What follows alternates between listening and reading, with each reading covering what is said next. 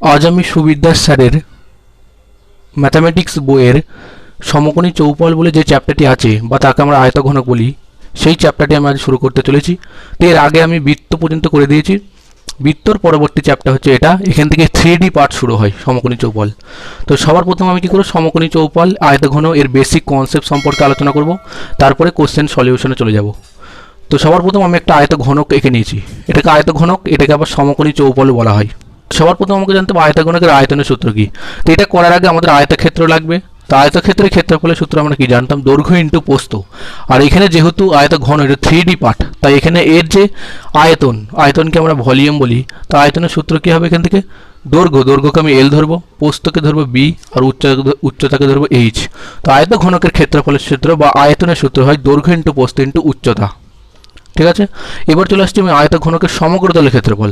আয়তঘনকের সমগ্রতলের ক্ষেত্রফলের সূত্র হয় 2 ইন্টু দৈর্ঘ্য ইন্টু প্রস্থ মানে কি L ইন্টু B, প্লাস প্রস্থ ইন্টু উচ্চতা মানে কি B ইন্টু H, প্লাস উচ্চতা ইন্টু দৈর্ঘ্য। তো এটা আমি লিখে দিলাম এখান থেকে। এবার আরেকটা জিনিস দরকার আমার, আয়তঘনকের কর্ণের দৈর্ঘ্য সূত্র কি। তো আমরা আয়তক্ষেত্রে কর্ণের দৈর্ঘ্য সূত্র জানতাম √/, দৈর্ঘ্য স্কয়ার প্লাস প্রস্থ স্কয়ার। যেহেতু এটা আয়তঘন 3D পার্ট, তাই এখানে কি হবে, কর্ণের দৈর্ঘ্য বা ডায়াগোনাল এর হবে √/, দৈর্ঘ্য স্কয়ার মানে L স্কয়ার প্লাস প্রস্থ স্কয়ার মানে B স্কয়ার প্লাস উচ্চতা স্কয়ার মানে H স্কয়ার। তো এটা হচ্ছে তোমার আয়তঘনকের কর্ণের দৈর্ঘ্য সূত্র। তো এই তিনটে জিনিস জানতে হবে এখান থেকে। আরেকটা জিনিস জানতে হবে যে আয়তঘনকের প্রত্যেকটি তল হচ্ছে একটা করে আয়তক্ষেত্র।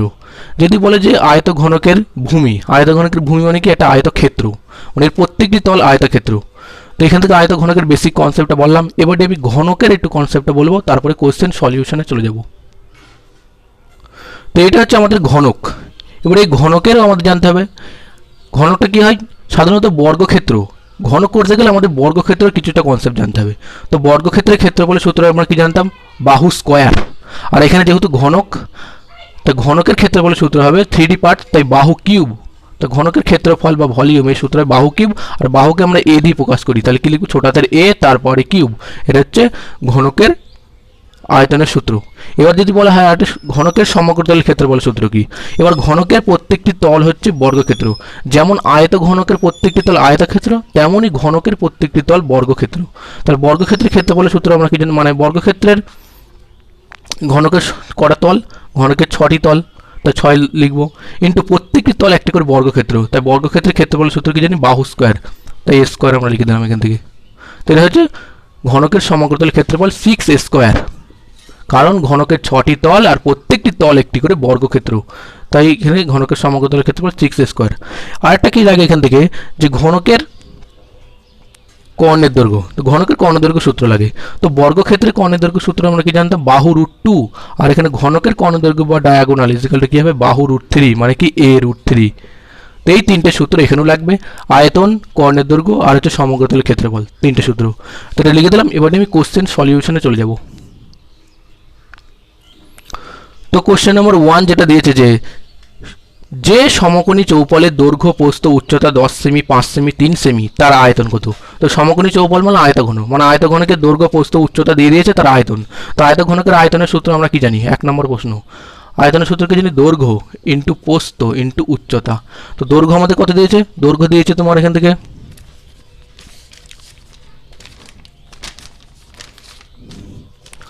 দৈর্ঘ্য দিয়েছে 10, প্রস্থ দিয়েছে 5 এবং উচ্চতা দিয়েছে 3।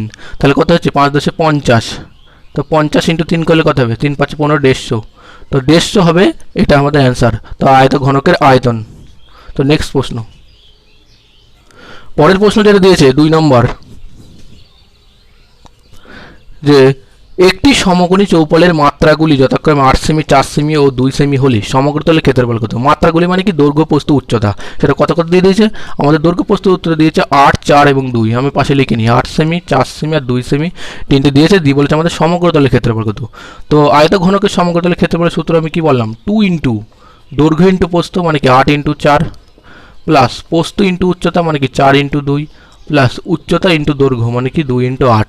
এটুকু আমি লিখে নিলাম সমান সমান 2 থাকলে এখানে তাহলে কত 4 4 32 প্লাস 4 দুগুণে 8 প্লাস 8 দুগুণে 16, তাহলে এখানে কত হচ্ছে 2 থাকলো এখানে 32 8 40 হচ্ছে 50 দিয়ে 56, তাহলে এখানে কত হচ্ছে 6 দুগুণে 12 2 হাতে আমার 1 5 দুগুণে 10 6 দুগুণে 12 2 হাতে আমার 1 5 দুগুণে 10 112, তো 112 আমার অ্যান্সার সেন্টিমিটার স্কোয়ার হবে, যেহেতু সমকোণী ক্ষেত্রফল বর্গ সেন্টিমিটার স্কোয়ার আর আগেটা বর্গ সেমি হবে। তো নেক্সট প্রশ্ন, তো কোশ্চেন নাম্বার 3 যেটা দিয়েছে যে একটি আয়তঘনকের বাহুর দৈর্ঘ্য 1:2:3 এবং সমগ্রতলের ক্ষেত্রফল 88 বর্গ সেমি, আয়তঘনকটির আয়তন কত হবে? তো আয়তঘনকটি এখানে আমাদের অনুপাতগুলো দিয়েছে 1:2:3, তো আমি সবার প্রথম কি করব, অনুপাতগুলিকে একটাকে x একটাকে 2x আর একটাকে 3x ধরে নেব। আর তাদের সমগ্রতলের ক্ষেত্রফলের সূত্র আমি কি জানি, 2 ইন্টু দৈর্ঘ্য ইন্টু প্রস্থ মানে কি x ইন্টু 2x মানে কি 2x স্কোয়ার প্লাস প্রস্থ ইন্টু উচ্চতা মানে কি 3 দুগুণে 6x স্কোয়ার প্লাস উচ্চতা ইন্টু দৈর্ঘ্য মানে কি 3x স্কোয়ার, সেটা আমাদের বলে দিচ্ছে 88। তো এখান থেকে আমাদের আগে x এর মানটা বার করতে হবে, তো 2 দিয়ে আমি এটাকে কেটে দিচ্ছি, 2 দিয়ে 44 হয়ে গেল এটা, তাহলে 2x স্কোয়ার আর 6x স্কোয়ার 6 দিয়ে 8 8 8 আর 3 11, তাহলে 11x স্কোয়ার ইজিক্যাল টু কত হয় 44 হয়, x স্কোয়ার ইজিক্যাল টু কত হবে 11 4 44, x ইজিক্যাল টু 2, তো x এর মান যদি 2 হয় আমাকে বলেছে কি আয়তঘনকের আয়তনের সূত্র, তো আয়তঘনকের আয়তন মানে কি দৈর্ঘ্য ইন্টু প্রস্থ ইন্টু উচ্চতা, তাহলে দৈর্ঘ্য কত হবে x এর মানটা এখানে যদি বসাই x এর জায়গায় বসালে তাহলে দৈর্ঘ্য 2 হয়, আর x এর মানটা যদি এখানে বসাই 2 দুগুণে 4 হয়, আর x এর মানটা যদি এখানে বসে 3 দুগুণে 6 হয়, তার মানে কি উচ্চতা 6, 3টাকে বসে দিলে আমার গুণ করতে হবে, 4 6 24 24 দুগুণে 48, তো 48 হবে আমার অ্যান্সার। নেক্সট প্রশ্ন, তো কোশ্চেন নাম্বার 4 যেটা আছে যে একটি আয়তঘনকের আয়তন 120 ঘন সেমি এবং এর দৈর্ঘ্য ও প্রস্থ যথাক্রমে 10 সেমি ও 4 সেমি হলে এর উচ্চতা কত হবে সেটা জানতে চেয়েছে। তো আয়তঘনকের আয়তনের সূত্র কি জানি আমরা, দৈর্ঘ্য এল ইন্টু প্রস্থ বি ইন্টু উচ্চতা এইচ লিখে দিলাম, সেটা আমাদের কত বলেছে সেটা আমাদের দিয়ে দিয়েছে 120, এবং এখানে আমাদের দৈর্ঘ্যটা দিয়েছে আমাদের এখান থেকে 10 এবং প্রস্থটা দিয়েছে 4, আমাদের উচ্চতা বা এইচ এর মানটা বার করতে বলেছে, ইজিক্যালটা 120 লিখে দিলাম, তো 0 0 কাটা 4 3 12, তাহলে এইচ ইজিক্যাল টু কত হবে 3, তো এটা হচ্ছে আমার অ্যান্সার। নেক্সট প্রশ্ন, তো কোশ্চেন নাম্বার 5 যেটা দিয়েছে কোনো আয়তঘনকের ভূমি বর্গাকার এবং উচ্চতা 3 সেমি, এর আয়তন 48 ঘন সেমি হলে ভূমির কর্ণের দৈর্ঘ্য কত সেন্টিমিটার হবে সেটা জানতে চেয়েছে।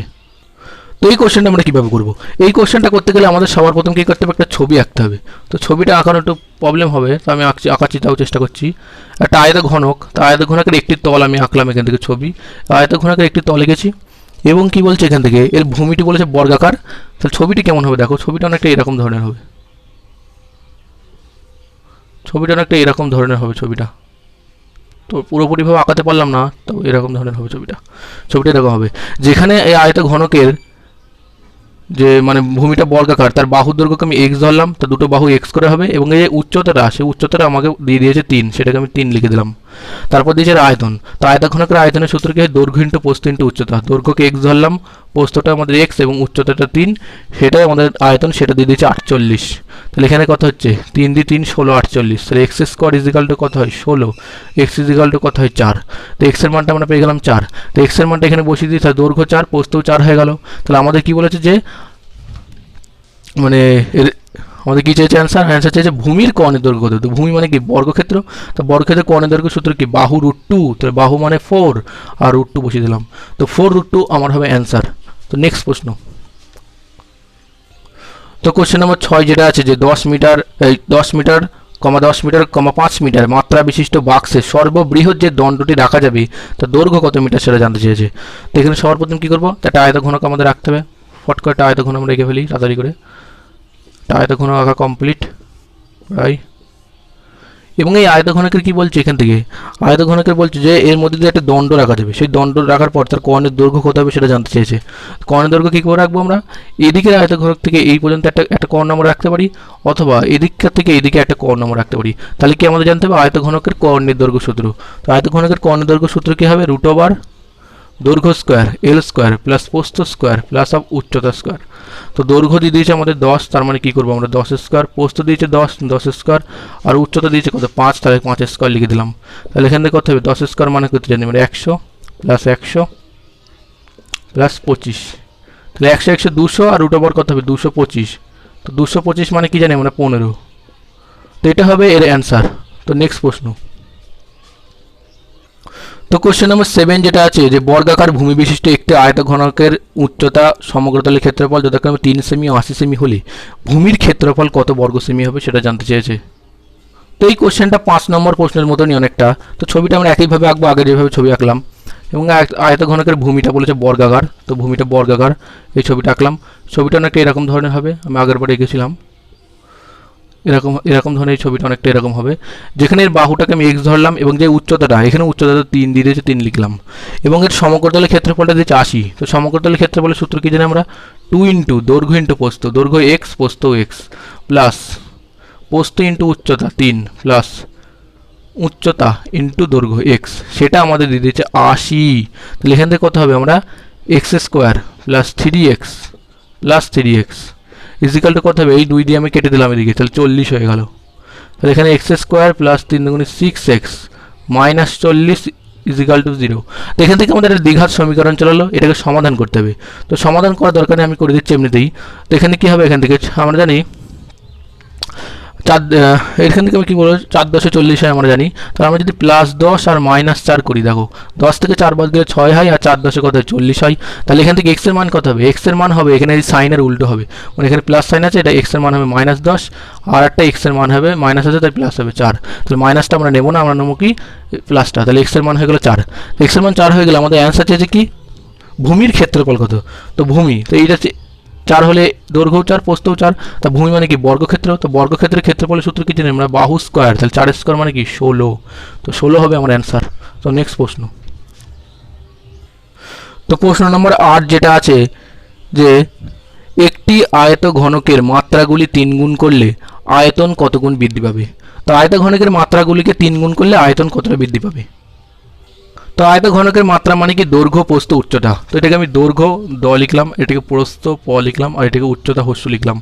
তো দৈর্ঘ্য প্রস্থ উচ্চতা প্রত্যেকটাকে 3 গুণ করবে। তো দৈর্ঘ্যটাকে আমি এক্স ধরলাম, প্রস্থটাকে ওয়াই ধরলাম, উচ্চতাটাকে জেড ধরলাম। তো প্রত্যেকটা 3 গুণ করবে। তাহলে এখান থেকে ক্ষেত্রফলের আয়তনের সূত্র কি জানি আমরা, এক্স ওয়াই জেড, দৈর্ঘ্য ইন্টু প্রস্থ ইন্টু উচ্চতা, এরকম আমরা জানি।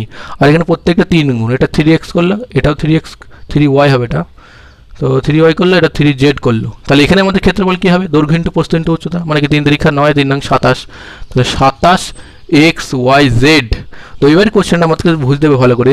যদি কোশ্চেনে বলতে হচ্ছে কত গুণ হবে, তাহলে আমাদের উত্তর হতো 27, কিন্তু কোশ্চেনে বলেছে কত গুণ বৃদ্ধি পাবে, তাহলে কি হবে, এখানে xyz আছে, এখান থেকে 27xyz হয়েছে, তাহলে আমাদের কী হবে 26 গুণ বৃদ্ধি পাবে।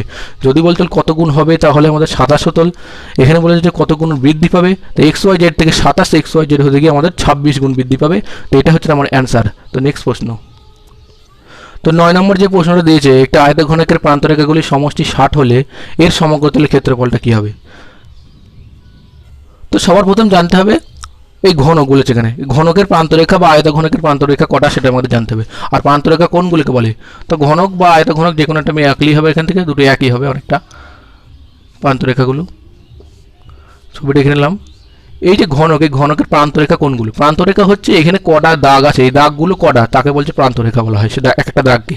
তো কটা দাগ আছে, এদিকে যদি গুণি 1 2 3 4, আর নিচে 4 8টা, এদিকে 9টা 10টা, এদিকে এই একটা 11টা, এই একটা 12টা। তো ঘনকের প্রান্তরেখার সংখ্যা করা হবে 12টা প্রান্তরেখা ঘনকের। তো প্রত্যেকটা বাহুর দৈর্ঘ্য আবার বর্গক্ষেত্রে একটা এক্স ধরে নিলাম, তাহলে কি 12x এর প্রান্তরেখা, সেটাই আমাদের দিয়েছে 60। তাহলে x এর মান কত হবে 5। x এর মান যদি 5 হয়, তাহলে এক একটা বাহু, ঘনকের এক একটা বাহু কত করে 5 করে হয়। আর আমাদের অ্যান্সার কি চেয়েছে, যে ঘনকের সমগ্রতলের ক্ষেত্রফল। তো ঘনকের সমগ্রতলের ক্ষেত্রফল কি জানি, ঘনকের 6টা তল ইন্টু প্রত্যেকটা তলে একটা করে বর্গক্ষেত্র, তার ক্ষেত্রফল কত হবে a স্কোয়ার। তাহলে 6 ইন্টু a মানে কত 5 স্কোয়ার, তাহলে 6 ইন্টু 5 স্কোয়ার মানে 25, তাহলে কত হবে 25 6 150 হয় মনে হচ্ছে, হ্যাঁ 150। তো এটা হবে আমার অ্যান্সার। তো এটা হচ্ছে ঘনক। তো নেক্সট প্রশ্ন, কোশ্চেন নম্বর 10 যেটা দিয়েছে যে একটি ঘনকের কর্ণের দৈর্ঘ্য 4√2 সেন্টিমিটার হলে প্রান্ত রেখাগুলির সমষ্টি কত।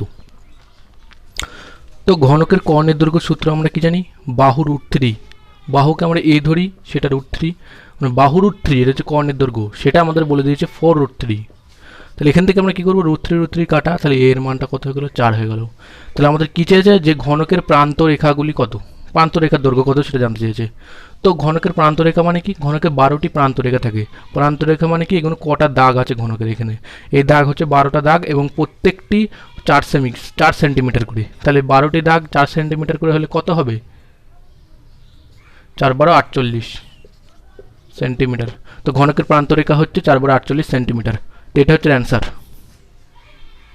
তো 11 নম্বর যে প্রশ্নটা দিয়েছে যে একটি ঘনকের কর্ণের দৈর্ঘ্য 4√2 সেন্টিমিটার হলে ঘনফল কত? ঘনফল মানে আয়তন। তো ঘনকের কর্ণের দৈর্ঘ্য সূত্র কি জানি আমরা? বাহু √2 মানে কি a√2 মানে বাহু √3। ঘনকের কর্ণের দৈর্ঘ্য সূত্র জানি কি আমরা? বাহু √3। সেটা আমাদের কি দিয়েছে? 4√3 সেন্টিমিটার। একইভাবে √3 কাটা, তাহলে a = 4। আমাদের অ্যান্সার আছে কি ঘনফল মানে কি ঘনকের আয়তন কত? ঘনকের আয়তনের সূত্র কি? বাহু কিউব, আর বাহু মানে কত? 4, তার কিউব মানে কত হবে এখানে? 64। তো এটা হচ্ছে আমার অ্যান্সার। নেক্সট প্রশ্ন। তো কোশ্চেন নাম্বার 12 যেটা দিয়েছে যে একটি ঘনকের তলের কর্ণ 4√2 সেন্টিমিটার হলে কর্ণের দৈর্ঘ্য কত সেন্টিমিটার হবে সেটা জানতে চেয়েছে। তো একটা ঘনকের একটি তলের কর্ণ দৈর্ঘ্য, তো ঘনকের একটি তল মানে কি? বর্গক্ষেত্র। ঘনকের একটি তল মানে কি? সেটা হচ্ছে বর্গক্ষেত্র। আর বর্গক্ষেত্রের কর্ণের দৈর্ঘ্য সূত্র কি জানি আমরা? বাহু √2। তাহলে লিখলাম a√2, সেটি আমাদের দিয়ে দিয়েছি কি 4√2 সেন্টিমিটার। এখান থেকে √2 কাটা, তাহলে এর মানটা পেয়ে গেলাম আমরা 4। তাহলে চেয়েছে কি যে ঘনকের কর্ণের দৈর্ঘ্য কত? তো ঘনকের কর্ণের দৈর্ঘ্য সূত্র জানি কি? বাহু √3। তাহলে কি হবে? 4√3। এটা হবে আমার অ্যান্সার। তো নেক্সট প্রশ্ন। তো 13 নম্বরে যে প্রশ্নটি আমাদের আছে যে একটি ঘনকের সমগ্রতলের ক্ষেত্রফল ও আয়তনের সংখ্যামান সমান হলে কর্ণের দৈর্ঘ্যের সংখ্যামান কত হবে? একটি ঘনকের সমগ্রতলের ক্ষেত্রফলের সূত্র কি জানি আমরা? 6 × a²। সেটি কার সাথে সমান? ঘনকের আয়তন মানে কি? বাহু কিউব বা a কিউবের সাথে সমান। তাহলে এখান থেকে কত হচ্ছে? একটা করে মানে a কেটে যায়, তাহলে এখান থেকে এর মানটা কত আসে? 6 আসে। তাহলে আমাদের কি জানতে চাইছে যে ঘনকের কর্ণের দৈর্ঘ্য কত? ঘনকের কর্ণের দৈর্ঘ্য সূত্র কি? বাহু √3। তাহলে এখান থেকে 6√3। এটি হবে আমার অ্যান্সার। নেক্সট প্রশ্ন।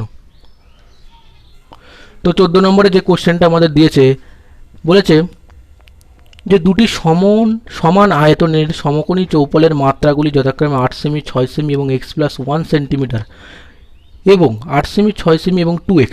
তাহলে x এর মান কত? মানে কি এখানে আমার দুটো সমকোণী চৌপলের দৈর্ঘ্য, প্রস্থ, উচ্চতা দিয়ে দিয়েছে এবং দুটোই আয়তনটা ইকুয়াল। তাহলে এখান থেকে x এর মানটা বার করতে হবে। তো প্রথমটা আমরা লিখছি। প্রথমটা কি বলেছে? দৈর্ঘ্য 6, প্রস্থ মানে দৈর্ঘ্য 8, প্রস্থ 6 এবং উচ্চতা x+1। এটা হচ্ছে প্রথম সমকোণী চৌপলের ক্ষেত্রফল, দৈর্ঘ্য ইন্টু প্রস্থ ইন্টু উচ্চতা। তার সাথে কোনটা সমান হবে? আরেকটি আছে 8 × 6 × 2x। এটা সমান। এবার এখান থেকে কি বলেছে? x এর মানটা বার করতে হবে।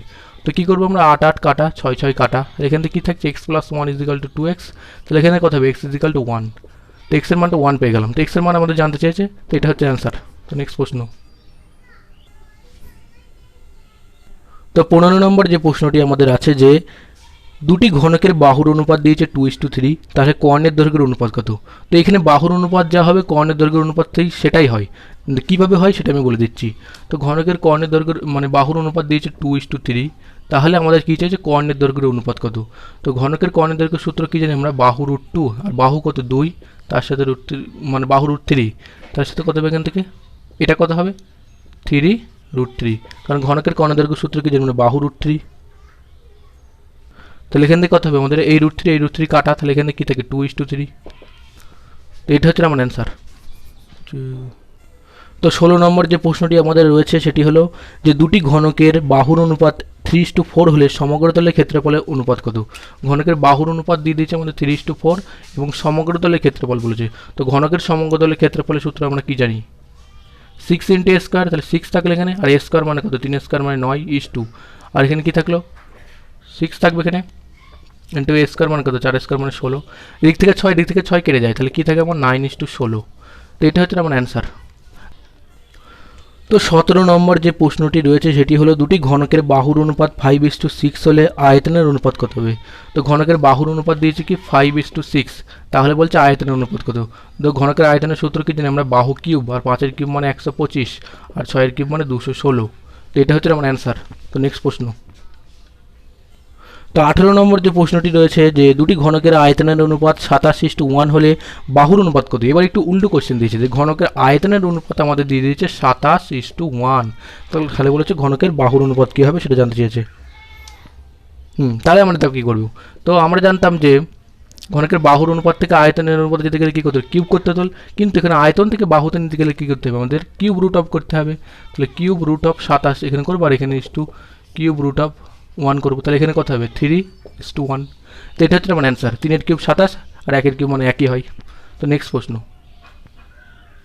তো 18 নম্বর কোশ্চেনটি আর একটু একটা নিয়ম আছে, মানে বেসিক একটু ফর্মুলাটা বলে দিই যদি বুঝতে অসুবিধা হয়। সেটা কি, যদি আমাদের বাহুর অনুপাত দিয়েছে এখানে A1 এর কিউব ধরলাম আর এটাকে A2 এর কিউব ধরলাম আয়তন সেটা দিচ্ছে 27:1, তাহলে আমাদের বাহুর অনুপাত জানতে চেয়েছে। তাহলে কি করবো আমরা A1:A2, তাহলে কত হয় এখান থেকে 3:1 আসে।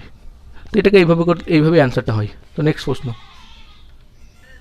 তো 19 নম্বরে যে প্রশ্নটি আমাদের রয়েছে সেটি হলো যে দুটি ঘনকের আয়তনের অনুপাত 8:27 হলে কর্ণের দৈর্ঘ্যের অনুপাত কত। তো ঘনকের আমাদের আয়তনের অনুপাত দিয়েছে, তো ঘনকের আয়তন দিয়েছে 8:27, তাহলে এখানে জানতে চেয়েছে ঘনকের কর্ণের দৈর্ঘ্য কত।